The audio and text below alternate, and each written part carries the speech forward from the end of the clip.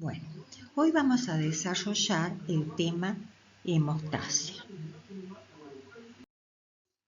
La hemostasia es un sistema complejo que, bajo condiciones fisiológicas, mantiene la sangre en estado líquido y que reacciona ante el daño vascular rápidamente, pero limitada y exclusivamente al sitio de la lesión.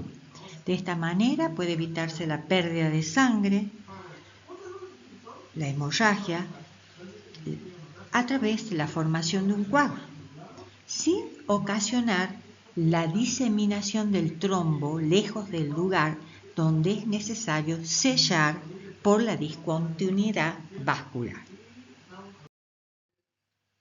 Es muy importante en la clínica odontológica y en todos los actos odontológicos. Es por eso que luego les van a enseñar cómo detener hemorragias ante una situación. Tenemos distintos tipos de hemorragias. Hemorragias menores están relacionadas con factores locales dependientes del entorno anatómico y hemorragias mayores se relacionan con trastornos sistémicos de la hemostasia. ¿Qué es la homeostasis? Es el equilibrio entre la hemostasia y la trombosis.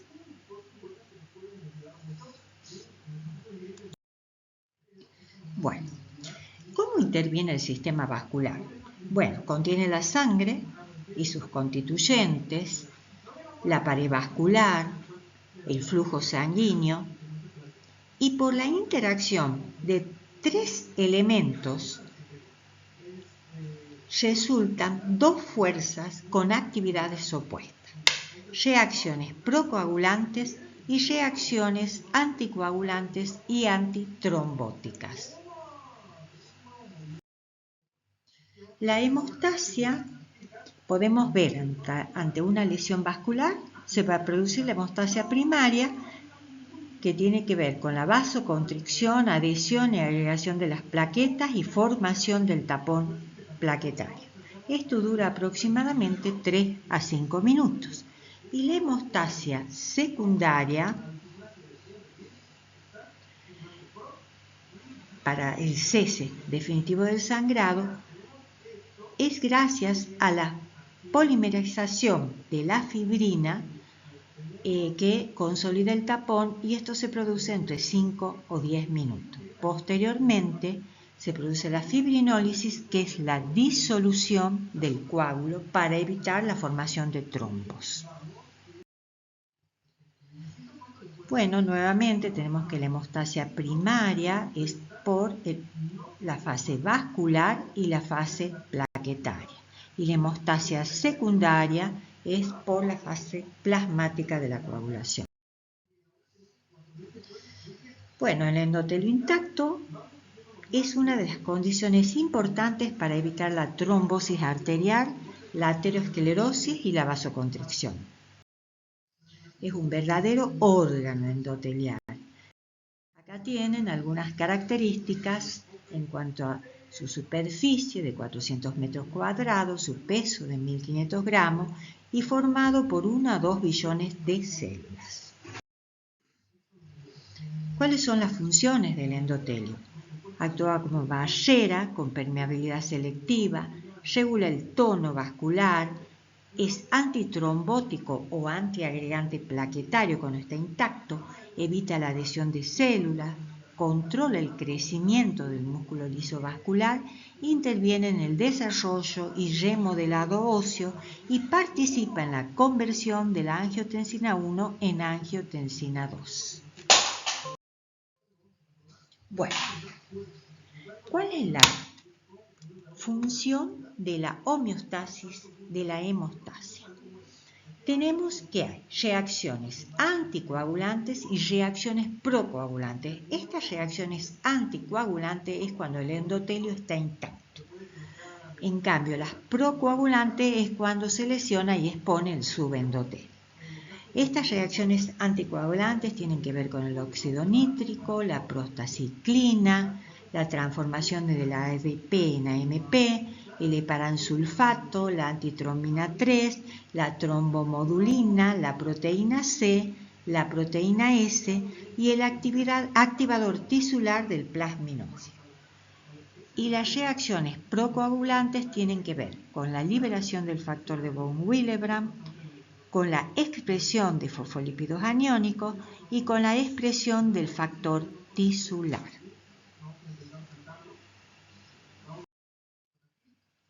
Bueno, acá tenemos una imagen donde está la lesión y cómo se produce la vasoconstricción por el músculo liso arteriolar. La vasoconstricción, el espasmo puede ser miógeno o neurogénico, donde actúa ya el sistema simpático. El sistema plaquetario. El sistema plaquetario interviene por los megacariocitos de la médula ósea. ¿Por qué? Porque las plaquetas se desprenden de este megacariocito de médula ósea y forman fragmentos. Acá podemos ver en la hematopoiesis cómo a través de la trombopoyetina de la célula progenitora o megacariocito se desprenden los fragmentos que son los que constituyen las plaquetas. Esta es una imagen de una plaqueta. La plaqueta tiene, aparte de la submembrana basal, tiene gránulos densos, ricos en calcio, ADP, serotonina, tiene gránulos alfa, ricos en proteína, factor 4 plaquetario, tiene un sistema canalicular conectado con la superficie o canalicular abierto, por donde van a transportar las sustancias hacia el exterior, y también tiene glucógeno para el metabolismo, tiene lisosomas y filamentos de actina y miosina que sirven para el cambio de forma cuando se active la plaqueta y emita pseudópodos. Bueno, para que se forme el trombo plaquetario ocurren procesos que son la adhesión, la activación, la secreción y la agregación. La adhesión plaquetaria es por la expresión en la plaqueta del complejo 1B59 que se une al subendotelio por el factor de von Willebrand. Acá tenemos cómo está expresado complejo y cómo por el factor de von Willebrand se une al colágeno del subendotelio. Acá podemos ver nuevamente en esta imagen. Secreción. La secreción se produce por estímulos físicos y estímulos químicos como la ADP, epinefrina, serotonina, prostaglandina, tromboxano, colágeno y trombina. ¿Qué ocurre en la activación plaquetaria? Cambios en su forma, estimulación de varias vías metabólicas como la fosfolipasa C, la fosfolipasa A2 y expresión de otro complejo de glucoproteínas que son el complejo glucoproteico 2B3A. Veamos, ha cambiado de forma, ha emitido pseudópodos y se unen entre sí.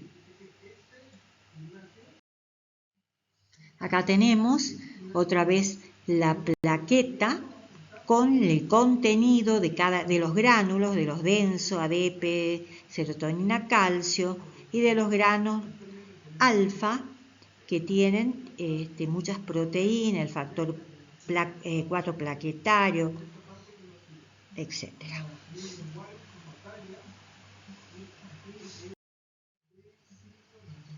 Bueno, ahora vamos a ver el metabolismo de la fosfolipasa 2, que ocurre también para para que se active la plaqueta.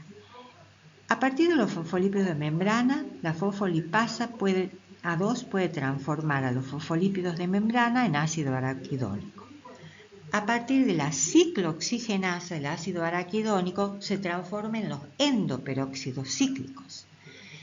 A nivel de la plaqueta, por la tromboxano sintetasa, se produce el tromboxano. A nivel de los tejidos se transforman en prostaglandinas, importantes en la inflamación, y a nivel de la pared vascular, la prostaciclina sintetasa se transforma en prostaciclina. ¿Qué pasa? Cuando un paciente está tomando aspirina, ibuprofeno o corticoides, a este nivel actúan estas sustancias e impiden la formación del tapón plaquetario. Por eso siempre hay que hacer una buena historia clínica y una buena anamnesis para no cometer un error. O sea, es preferible prevenir a curar.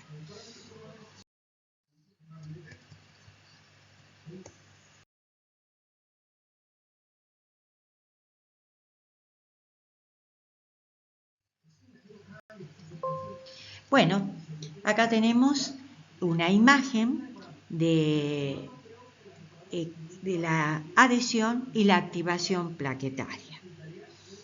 Y cómo también podemos ver la vasoconstricción en el músculo liso. La agregación plaquetaria, aparte de ocurrir ese cambio de forma que de discoide pasa esférica, se expresa el complejo 2B3A, que a través del fibrinógeno se une con otras plaquetas. Bueno, esta es otra imagen mostrando las vías metabólicas, cómo se forma el tromboxano para su secreción, como así también se fosforilizan proteínas para segregar. Bueno, acá tenemos las integrinas, que son esos complejos como el 1B9, y los ligandos, como por ejemplo el factor de von Willebrand y la trombina, o por ejemplo integrinas como las glucoproteínas 2B3A con el fibrinógeno.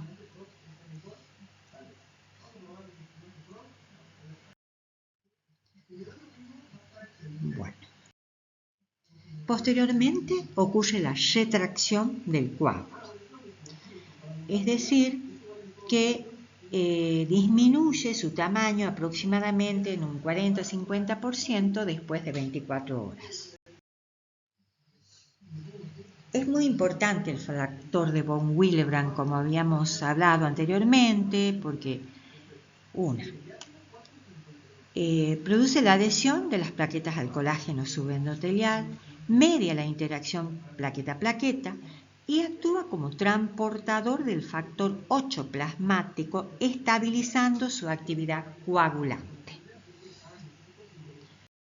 Y muchas veces los pacientes poseen una enfermedad que afecta el factor de von Willebrand. ¿Cuáles son las pruebas de laboratorios que podemos hacer? Podemos hacer la prueba del lazo, en donde con un magnetotensiómetro hacemos una presión y lo normal es hasta 5 petequias. La del sistema plaquetario tenemos el recuento plaquetario, su valor normal es de 150.000 a 400.000 plaquetas por milímetro cúbico. El tiempo de sangría que se usa con el método de Duke de 1 a 4 minutos. Y el método de IBI, porque este es en el lóbulo de la oreja y este es en el antebrazo, de 1 a 7 minutos. El tiempo de sangría de IBI modificado de unos 5 minutos, la agregación plaquetaria de 25 a un 78% y la retracción del coágulo entre un 40 a un 50% a las 24 horas. Bueno, el plasma rico en plaqueta, ¿qué es? Este plasma rico en plaqueta que se usa tanto tiene muchas sustancias que sirven para el crecimiento o activadores. Entonces, se usa sacándole sangre al paciente, colocando luego en una centrífuga y sirve, como dijimos recién, para el relleno óseo, para que se cicatricen más rápido los tejidos blandos, y por eso se usa mucho en cirugía, en implante, en regeneración ósea, en periodoncia, porque tiene muchos factores de crecimiento. Bueno, muchas gracias por su atención.